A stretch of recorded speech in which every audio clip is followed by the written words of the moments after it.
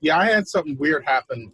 It was like they kept trying to get me to sign back in, and I wasn't sure I was going to have the credentials, so I was trying to get around it, but I ended up signing in, and it got me in fine, but it was weird. Okay. It was like, it was showing me these, like, this membership ID number to get in, and it was very strange.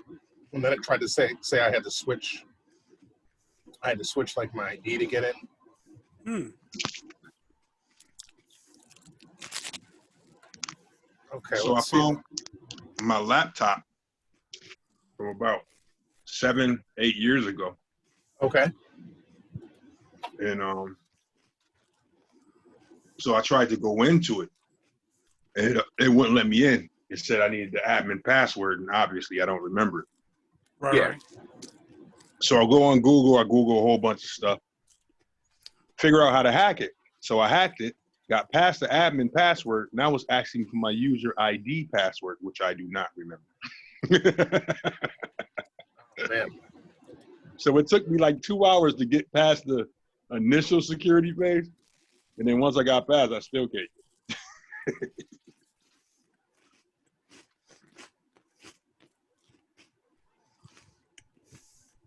So I have to jog my memory of the plethora of passwords I've created over the past 15 years.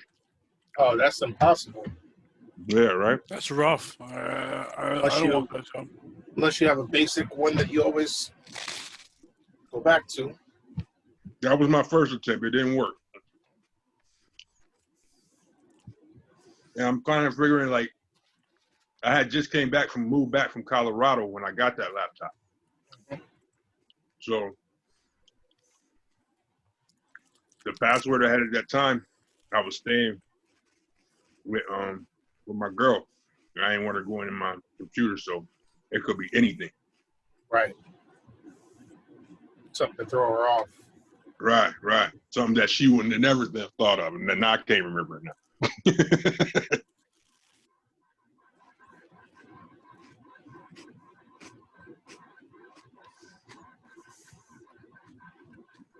Trying to do everything short of just taking it back to Dell and having them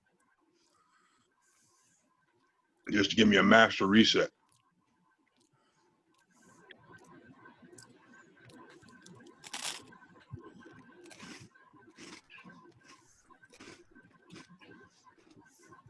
You know, I don't know. I'm trying to figure out how to get in. Oh, are they on IG now? He heard talk. Okay. I'm trying to figure out how to get in this. Where are they?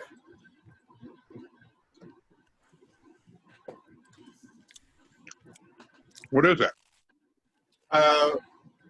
My friend has a show.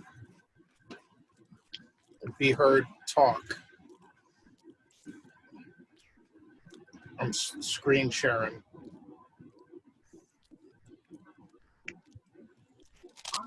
Can you hear it? Oh, this is you. This is you with the why I left the Democratic Party. Well, not me, but I mean, that's you broadcasting that. yeah. I'm thinking I have something running in the background.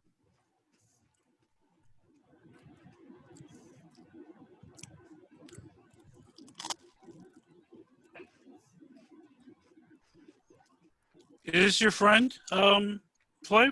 Yeah. Okay.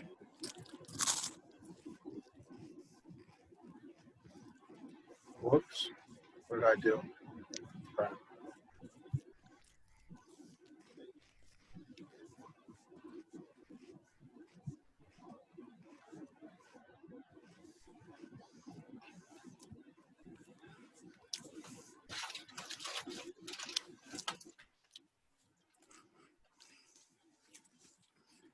Yep. I can't hear him, Flav. You can't hear him at all? No. No, I can't hear him. I can hear you. Yeah, I can hold hear on. you.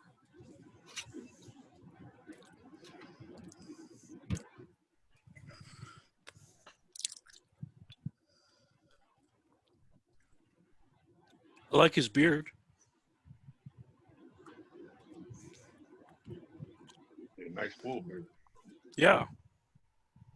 happened a couple of times, and sometimes Jay-Z has been able to step on Nas's There we go. like he did with the last album. This time it didn't go so well. But I'm starting to think Jay-Z is still petty and beefing with Nas. Selena, do you think Jay-Z is still petty and beefing with Nas? Do you know like what Yes, started it? absolutely. Well, yeah. I mean, I'm no, hip hop expert to that, and I can't speak to if they are still beefing. I would hope not. We all remember the Granular Ether track that came out where Jay-Z took some shots at Nas, and then Nas shot back with Ether, and that song to me just like I on it again. But nothing tops Ether. That was one of the best battles in hip hop, I think, of all time. Jay-Z, well, Stanley speaking from a Brooklyn perspective, I grew up in Queens, so you already know. When Ether came out, we were in like high school, like shouting. It felt like when OJ got off. That's how much excitement there was in Queens when Ether dropped, okay? Yo, I feel like a child getting a history lesson. I love it. It was so good. But to me, they squashed their beef. They've moved on. They've worked together. They've been very friendly. Stanley has said maybe they're frenemies. I don't know. I can't speak to that. But I will say that I love both. For Entrepreneur, yes, I do think that Pharrell and Jay-Z could have moved it back a few days so it didn't actually, happen so soon and in conjunction with Nas's new album. But I absolutely love the song. It's stressing like Black business and starting your own ventures. He calls out even Black Twitter. He says, and I quote, Black Twitter, what's that? When Jack gets paid, do you? And basically what Jay-Z is calling into question is, we claim that this is Black and we claim like we are all for pro-Black, but if we don't have an economic stake in some of these things that we're building and giving momentum to, can we really claim it as our own? So I thought that was really thought-provoking. What, Stanley? He's a hypocrite. The question. Wait. All right, so y'all have your beef. I'm curious because Ed is a newcomer. He's a guest. Are you team Nas or team Jay? Well, and what did you think about both drops? I'll preface this by saying like I'm from Brooklyn, so oh my God, Hov got the title. That's not to say that Ether wasn't a fire track. That is not to discount that. I will also say that I haven't as of yet. I have not listened to Nas's album. I heard a little bit before I came on the air with you guys. I did see Jay-Z's video. But as Stanley points out, Jay-Z is an absolute hypocrite. He is one of the great proponents of Black capitalism. And this foolishness about starting from the bottom up and all this, that's exactly what it is. It's foolishness. Like, look at the audience you're talking to. It's just like, this is the same man that signed off on what is now, the Barclays Center, which is unfortunate. Somehow it went from the crown jewel to now it's just like, the eye of the protest. It's the heartland of the protests over the past 3 months here. But yeah, Jay-Z signed off, his signature sort of just like, that's what brought it there. Ended all types of eminent domain, just wiped out people's homes downtown Brooklyn. So he's absolutely a hypocrite. You talk about entrepreneurship. Again, from a symbolic standpoint, it looks good. From a symbolic standpoint, yes, we want the youth to own businesses. There's absolutely nothing wrong with that. But it's just like, your practice should be, reciprocated in your talk. I only got one thing to say about this. You know what? I'm not gonna say it. I'm sorry, Brooklyn.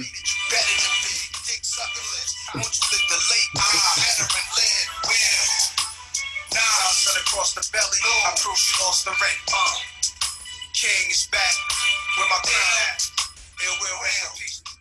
For the record, Jay-Z won that battle, but Jay-Z's a hypocrite talking about, does Twitter give you money? You signed a deal with the NFL that's blackballing a black man, but you could have bought your own league. Jay-Z's a better rapper than Nas. I saw the. I just want to address the comments, and yes, and this is also what happens. This is exactly what happens. Jay-Z owns less than 1%, exactly, but they use his face. They use his face to sell it to the public. Yeah. So, this is what happens. So, yeah.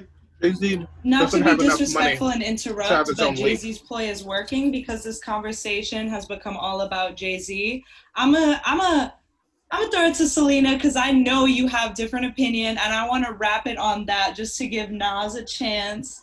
And I want to let viewers know that they should check out both works and follow us at Be Heard Talk and let us know what you think. Selena? Oh yeah, no, I would say that. I mean, I think that I greatly appreciate Nas's catalog.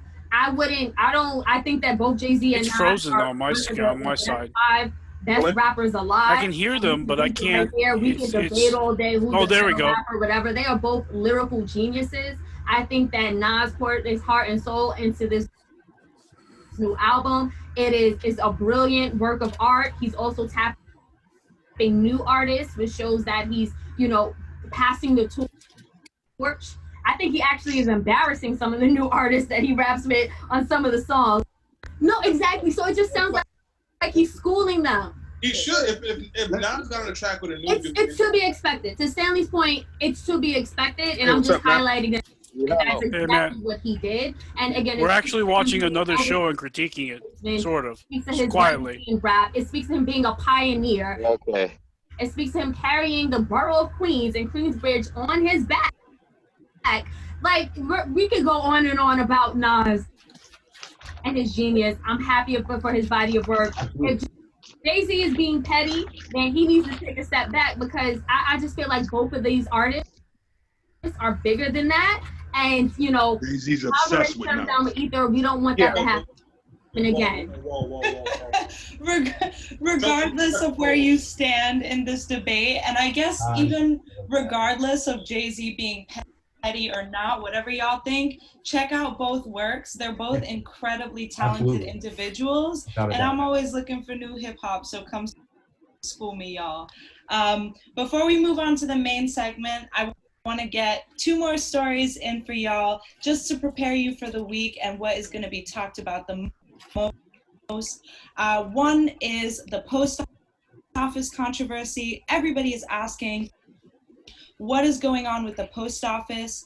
I got my information from Senator Elizabeth Warren's late show rendezvous with Stephen Colbert, as well as CNN. Basically, the USPS has a new national postmaster named Louis DeJoy, who has been tearing out automation machines, cutting overtime, authorizing mail trucks to go out only at 30% taking away mailboxes, removing those iconic blue boxes to get our mail to where it needs to be. A lot of people think the Trump administration is trying to disrupt the post office, just as it is more critical than ever during a pandemic. Everyone is relying on mail for everyday necessities, but now with the election, people are crying fraud because a lot of people are going to opt in to using mail-in ballots, and it will be pivotal to our democracy to have a functional post office. DeJoy got the job, interestingly enough, by fundraising for Donald Trump and making huge contributions. Raul, which amendment is that? He does have conflicts with people's ability to vote. He has investments in the shit. And he does business with the post office. What's that? Which you're apparently not allowed to do. Yeah, there's a couple. Yeah, you're right. People are calling on the I want to say the 14th or the 16th. I can't remember. Well, when they gave, it's the 12th, I think, and then the 13th because women's suffrage. House Democrats just voted this past week to there's a few changes. And in 67, it was amended to allow natives vote as well. I don't know if there was a whole new amendment or just addendum. Louis DeJoy is set to testify on Monday before the House, so we'll see where that natives goes. That pay taxes. But I think. Ed, as someone who is really outspoken about the system, what are they doing with the post office and why? This is one topic. It's just what Trump said in the beginning. If it turns down the mail-in votes, he's going to lose. Exactly. I like the optimism that you expressed about Monday. We'll have some forthcoming options. It's going to be so now we got a post office problem. In any case, going back to the issue is that this is where the post office issue started back, I guess, early as 2006. So at the time, Dennis Hassard, he is the Speaker of the House. And if anyone who been following this, who's older than me, knows that the Republicans have been trying to privatize the Postal Service, since forever. So essentially, in 2006, they pass an act or a House bill stating that the Postal Service now has to fund retirement benefits for up to 10 years in advance. So again, this goes from the post office to being $1 billion, working in $1 billion in the black, to now being billions of dollars in the red, which is where it takes you to now. In 2011, as you remember, they were removing post offices. They were shutting down post offices up until Congress stepped in and said that I think there has to be now a post office within 6 miles in every neighborhood. But in any case, this is private. These are guys coming out of private industry, coming to Washington to take these jobs, as you correctly stated, for lobbying. This is how he got this job, as a private lobbyist. He lobbies to Trump. Trump puts him on the board of a public, a quasi federal agency. Now, because the post office, it begins in 1775 under Ben Franklin. There's gone several facelifts since then. So while it's a federal agency, it doesn't operate under the same function. The money itself, the appropriations, doesn't come out of the. It's a different budget that it comes out of for the House. So this is why the House is able to separately, Ed knows his shit. I like that. Yeah. Guys can hear me? Yeah, Matt, we can hear you, brother. All right, I'm on Bluetooth now. Private. So Okay. You sound better. Over to take over. Yeah, wait, these are like my work Now, They're like water. the perfect storm. Oh, I see. Is with an election. Again, if anybody, one of my, and I say this cynically, but one of my favorite races is 2018. You have Stacey Abrams against Brian Kemp. Yes, Brian Kemp. And not only is this guy the Secretary of State at the time in Georgia, and obviously the Secretary of State oversees the ballots and all that, black repressed votes and how the voting machine, just all the flaws in it. So again, this is the perfect storm. Here we are in 2020. Real quick, Ed, because I think the piece that, like, you did a really good summary of the post office. The piece I want to point out is Trump said publicly, 19th we Amendment. want the post office to not 19th. Okay, I knew it was a team. Undermine voting males. Tammy, like, is that not something Trump said? Yeah. He did say that. Yeah.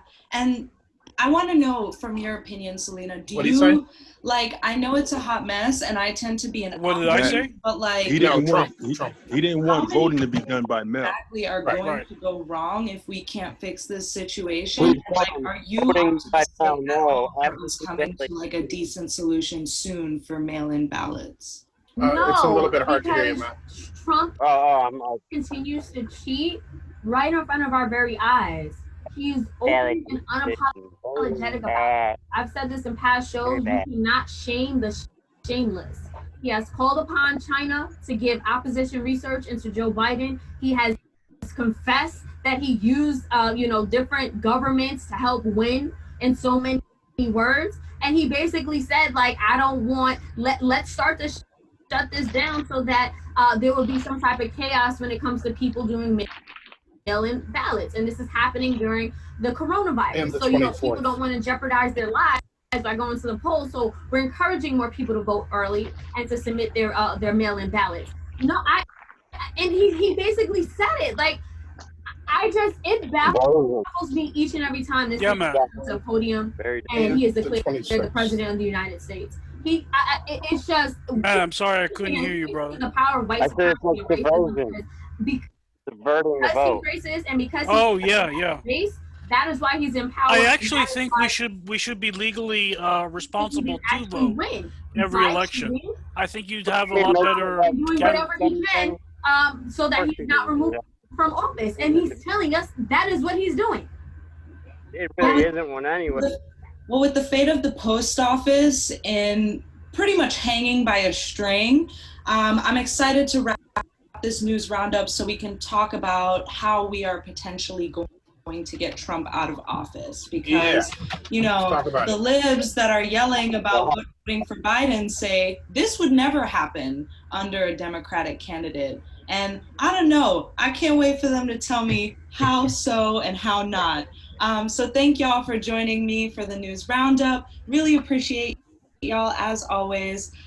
Please join us for the News Roundup Extended this Tuesday evening, where we'll continue to talk about the stories that have your interest piqued. And follow us at Be Heard Talk and interact with us if you want us to cover something of interest to you. Thanks, y'all. Selena? Thank you so much, Tammy. So yeah, the title of this main segment is Why I Left the Democratic Party. As I stated earlier, my friends here on the left have all left the Democratic Party, if they were even part of it. So we here at Be Heard Talk, we have had these conversations both internally, and we've had some public discussion about what it means to be progressive, leftist, and anti-establishment. Now, some of these conversations have led us to have debates about the two-party system and the upcoming presidential election, while others have had really thought-provoking conversations about the most effective way to affect real change in a country embedded in white supremacy, class warfare, and the exploitation of marginalized communities. Now, the facts of the matter is that the liberal wing of the Democratic Party, which is led by the likes of Bernie Sanders and now AOC, has effectively pushed progressive policies like Medicare for all, free college tuition, racial justice into national discourse and mainstream Democratic parties and policies. So, has the Democratic Party been moving further to the left? Absolutely. But we here today, we wanted to have a conversation about, even if it has been moved to the left, is this two-party system actually working? We also want to talk about the Democratic establishment and can it be taken down? And also, ultimately, what needs to be done to dismantle these systems of oppression? Now, what Tammy just alluded to is that we are in an election year, meaning that no matter how much we want to fight for a revolution, it's not happening within the next 75 days, okay? It's either going to be Trump in office or it's going to be Biden. I love my radicals. I'm there for the protest. Y'all burn the cop cars, I'm over here protesting, okay? That's how I look at it. I basically look at this that everyone has a role in society, okay? Yes, we need revolutionary thinkers and thinking, and I'm all for it. I'm also more of a practical person, if you will. I don't know however you want to categorize me. I just know I want change. I just know I want Black liberation. I just know I don't want this white supremacist in chief in office for another 4 years. And that's just me speaking. However, again, I'm in a panel full of political thinkers and revolutionaries. So I want to just open this up, this discussion to, first and foremost, we just had the DNC, right? The Democratic Party, for 4 days, they did this virtual event where they're pouring out their hearts, courting voters, some progressives, and some centrists and some moderates. Let's start there, because I want to know, is the Democratic Party even putting in effort to court the far left, right? And what was your reaction? I'll start with you, Stanley, just to open this conversation. What was your reaction to the DNC? It was fine. Listen, they weren't doing it for me. It wasn't for me. They were mostly speaking to like the middle part of America, while trying to do enough so that people on the left would feel appeased. I think they did a good enough job. You know, it was nice. There was some cool moments. I'm always up for an Obama speech, Michelle Obama. I like Kamala's speech, and I like Elizabeth Warren's speech, and also her quiet nod to Black Lives Matter in the background. So it was okay. And you told me offline that you appreciated the DNC. You liked some of the speeches. However, you have not been swayed to actually vote for the Democratic Party. So tell us a little bit about your reaction to the DNC. I thought let's start with the good. I thought that a lot of the speakers that they did have, not some of your mainstream politicians, but some of the kids, like the kid that was stuttering, and some are just like these average people who are supposed to be, not supposed to be, but who will be voting Democrat. I thought that was very inspiring. I thought, just from a fundamental standpoint, it's just like, politics, and I'm not going to dumb it down for this audience, but for some level, they're supposed to be, inspiring. So I think for some reason to see that there are people that, are still involved, and it's just like it's still getting an entire new generation of people who care about these things. I thought that was, I thought that was great. I thought that was on brand. Now, moving on for a little more grown up discussion, I thought some of this stuff was an absolute sham. It was just big money. And this is what money inside of politics, this is what it looks like. It brings you Bloomberg. It allows Bloomberg to speak instead of our dear sister Linda Salsour. It allows, 3 or 4 other Republicans to get up here and already talk about we're making deals with Biden, because this is, Biden is the great deal maker. He's going to be the great centrist. So the Democrats have showed their hand. I thought it was absolutely ridiculous, and that Julian Castro, the one Hispanic presidential candidate that they had, he was nowhere to be found for 4 days. It's just like him and Biden don't get along. Again, this is big money politics, and there's something. There's a problem. Thank you for that, Ed. I want to throw it over to you, Tammy, because you've been very vocal about being indifferent. Is there any way to lower the screen? The volume? Did you even watch the volume so I can hear Matt? I can't hear Matt at all. No, I did not. That's what One second, Matt. Honestly, I didn't even I didn't read or watch anything about it. Thank you. All right, Matt, go ahead. I knew that we were. I'm just saying, AOC. You don't like him either. AOC, I think he understands the importance, but Julian Castro, I think he actively dislikes. Yeah. Because he should have been there. He was the most prominent. You think Biden didn't want him there? I think it was Biden himself. You could be right. Although I have nothing to go on, just their personalities. That they might have clashed before, and the convention off screen. Sort of. I'm almost guessing that's what happened. Candidate. I thought everyone was putting their differences aside to well, they do. Even Bernie and AOC did. So I don't know whether Julian said the convention will set the tone for the policy platform moving forward in the head-to-head. So that's why, someone like I'm me not sure your Bluetooth is better than your regular. So Bernie could get more delegates. Right now. Oh, I see. I got stand you. a chance at the convention. My phone was over. Watch it. I hear you. I hear you now, Matt. All right. Sometimes I'm moving. Honestly, no, it's all good. It's all good. Wrong. I feel like a lot of it is backdoor dealing, as it is with large politics, and their minds are already made to a certain extent about most issues. So to me, I didn't feel like I had to watch it just to see a bunch of dramatic speeches about taking down the Cheeto. Yeah, but this woman has to understand that that's big level politics. When you're talking about the highest offices in the land, there's going to be big level politics involved. That's what I've been trying to say to my friends without pushing their buttons is like, and the reason why I didn't want to say that it was childish was because they're good friends of mine, the ones who are criticizing AOC. But it's like, this is a big moment. Like, what did you think? That she's going to choose this moment to on the Democratic ticket, rally and criticize for specific reasons? That's not going to happen because AOC knows that the power is in the group. If she betrays the group, it doesn't matter what she stands for. They're gonna make her life hell. After the last Obama election, and so she wants I missed that by 1 month. She wants to help her district, and she wants to be smart. Absolutely. She wants to be a player. She has goals. I started organizing. She's not like some outsider revolutionary who gets to talk shit and say what she wants. Like, let my man with the big hair, the black dude with the big hair, Colonel West, Cornel West, and those guys say what they want to. They don't have. But they're academics. That's their job. You know what I mean? That's what I'm saying. That's what I'm saying. Let them do that stuff. But absolutely true. AOC wants to be viable, but she's gonna hold the feet to the fire at the same time. But she's gonna be strategic about it. Absolutely, that's why I'm just like. Really? Everyone's turning like the left is like turning against her and they're disappointed. You know what I used to call the Democratic Party, right?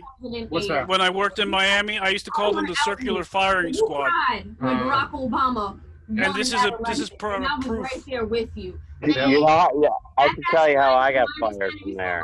You were a registered Democrat. I was with them. Obama change was going to come to the country.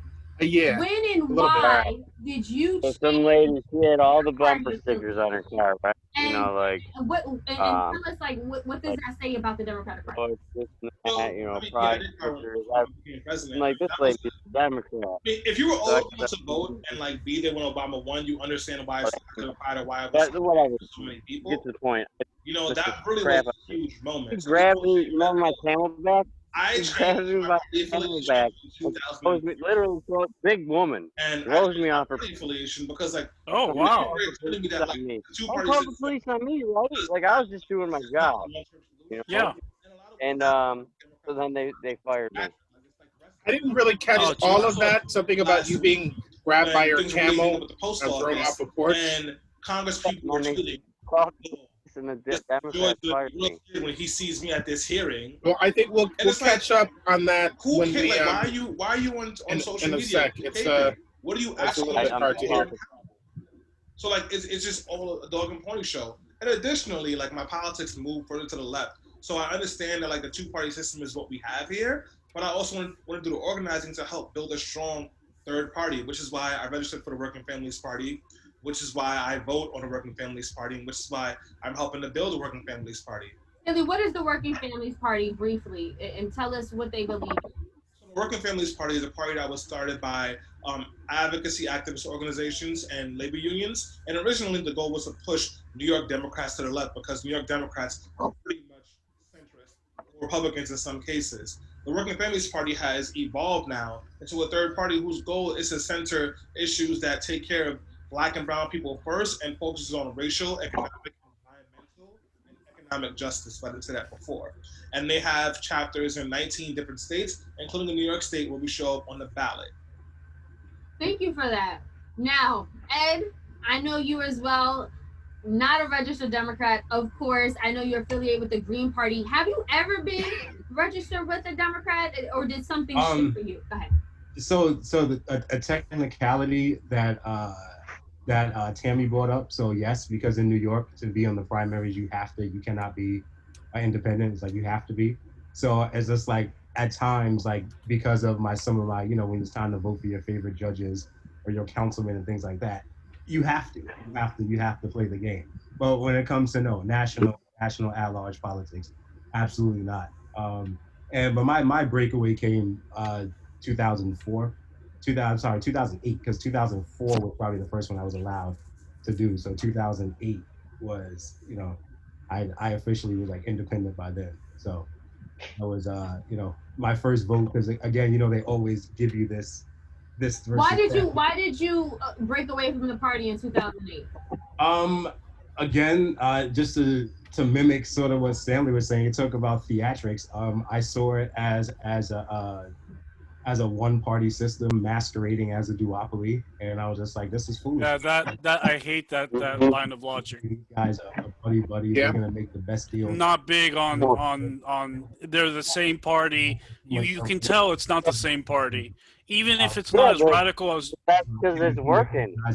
Stanley myself was doing. Yeah, I mean that's still a good reason to fight for more representation in more parties. No, I'm not saying that it's a bad thing, but I've never been against third parties, but to masquerade and say that they are the same party at the top is just wrong. Well, I don't think he did. I think he said it's a duopoly. People just don't align with one of the two major parties. Right. Well, he said one. He said one party. They're really one party.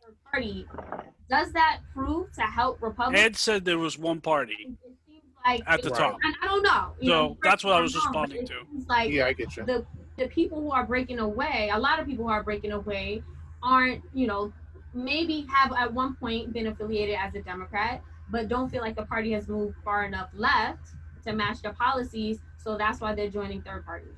Well, in New York, no, because New York has fusion voting. So in a general election, you can vote for a Democratic candidate on a Democratic line and the Working Families Party line if they've been endorsed by the Working Families Party. So that's one cool thing that New York State has that I like a lot, even though certain people have been trying to get rid of it, because it makes it easier for the working families parties to push a Democrat to the left and then that candidate run with WFP. Across the country, that's not the case. So a third party, unless it has a certain critical mass of supporters, you will pretty much just undercut an election.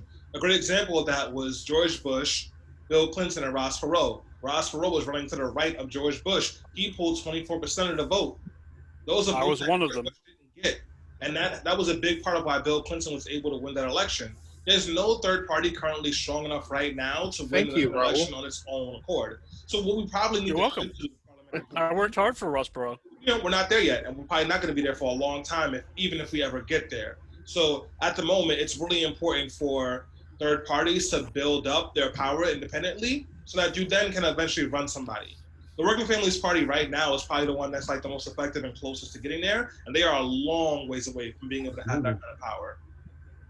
Thank you. So, Tammy, that being said, do you ever feel, or think about, hey, by me being, voting third party and advocating for that, broader, like in the broader spectrum of things, this could help Donald Trump win in some way? Like, do you ever feel like that or think that about third parties that, it could be taking away votes from the Democratic Party and basically the chances to get Trump out the White House? So I feel like this is a really unpopular opinion, and I'm very much ready to get flamed. I did my makeup cute today, so I can't wait for the comments on these clips roasting me. But I don't care. Jesus. If it in my opinion, it is going to be a. You could tell if it was, I'm sorry, Flip, I want to say this. To get third parties to where they need to be for people to take it seriously to shift the government. And I feel like the Democrats basically ride on this fear of right-wing takeover to keep people three of us on this panel who are not really in line with Democratic Party politics to keep us voting for them. And I feel like someone said this to me the other day, and it was the perfect way to put it.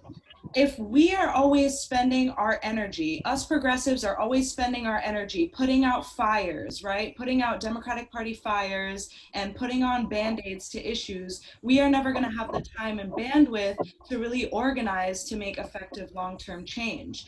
I think that by voting third party, I am effectively sending a message saying, hey, Democrats, wake up. You are not reaching me. You are not being radical enough. You are so similar to the side of things that you are trying to defeat that you are actually pushing people away. And so I hope that that's how it's not the same as saying people the at the top of the party see it. Now I acknowledge it's a very fine line. Comfortable in the two-party system, and I Democrats aren't. They become almost dissimilar. Yeah, the Democrats aren't far and enough to sort of make these to where they should be. Because I think it works. So I mean, it's but comfortable and but to say they're the same. But she didn't say that. No, absolutely not. I don't think Tammy is saying that she's okay with. They're not different enough. Trump either. They become. Tammy, can you clarify? Is that what you did? I thought. Okay. You're Are you saying you're okay, or are you saying you're apathetic towards 4 more years of Trump? Just to clarify. It sounds bad. I think more apathetic. Okay. I'm not okay with it, but you're apathetic. It's okay. That's the system that we're in. So, it is likely that he will get it again if he already got it. Mad. I'm not okay with Trump or anything that he represents being anywhere close to the White House. However, with that being said, I will also say historically voting for the third party has not taken away any votes from someone who was not going to win the election. So there's that. But no, absolutely not. We have to do everything we possibly can to remove Trump at this point in time, if nothing else, for to save domestic just the domestic issues that America has to go, because regardless whether it's Jim Crow Joe or Biden, I mean, or Trump in 2020, it's just like American. Neither one of them want to see America share it's whatever this American dream is with the rest of the world. I want to keep